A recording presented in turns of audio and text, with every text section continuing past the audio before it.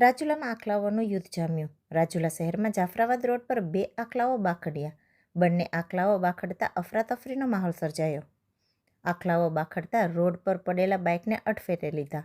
સ્થાનિક લોકોએ આખલાઓને પાણીનો મારો ચલાવી છૂટા પાડવાના કર્યા પ્રયાસો. આ વિસ્તારને આખલાઓએ લીધું બાનમાં. મહા મહેનતે સ્થાનિકોએ આખલાઓને છૂટા પાડ્યા. નગરપાલિકા દ્વારા આખલાઓને પકડવા માટે કામગીરી હાથ ધરવામાં આવે તેવી લોકમાંગ ઉઠી છે.